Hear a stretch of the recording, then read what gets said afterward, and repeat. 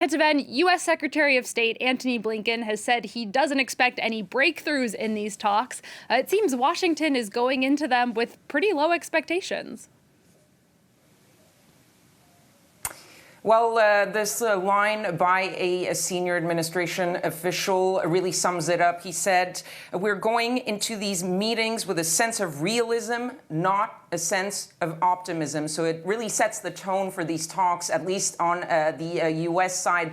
Really, Washington is looking at these talks as a sort of testing the waters with the Russian, looking to see if the Russians are coming into these talks with willingness to actually make some breakthroughs, to actually find common ground, or whether they're simply using this for different goals.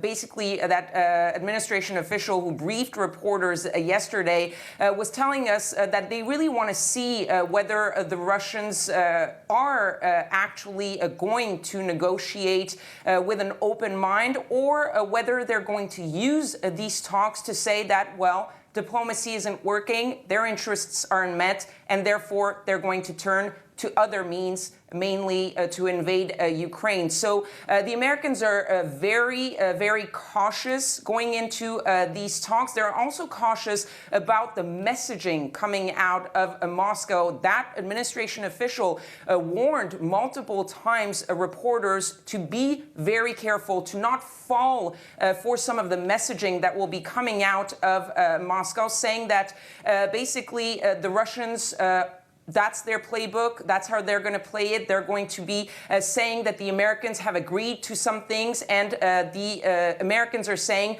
do not believe anything coming out of Moscow. We will tell you what we have agreed to if there is any breakthrough, but be very careful as to the reporting coming out of these talks.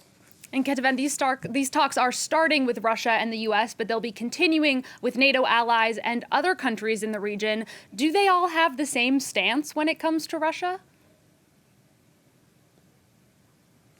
Well, if you listen to the messaging coming from the U.S. and the Europeans and NATO, yes, they are all aligned in their stance towards Russia. The Americans, whether it's the State Department, the White House, has been repeating over and over again that we are going into these talks having a very close cooperation and consultation between allies. The Americans insisting that nothing happens about you, without you, about the Europeans, without the Europeans, and that simply these bilateral talks with the Russians are a sort of preamble to the talks with NATO and to the talks with OSCE. The Europeans are also saying that they're all really agreeing to how they're going to deal with Russia, mainly the response if Russia decides to invade Ukraine. Of course, the interests are not exactly the same between the U.S. and the Europeans, and even among the Europeans.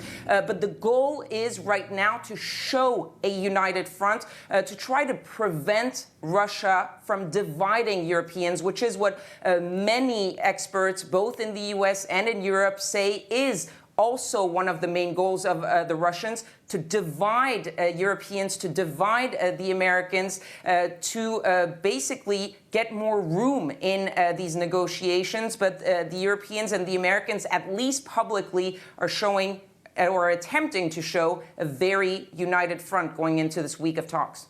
All right, Kethevane Gorjestani, thank you very much, as always, for that insight from Washington.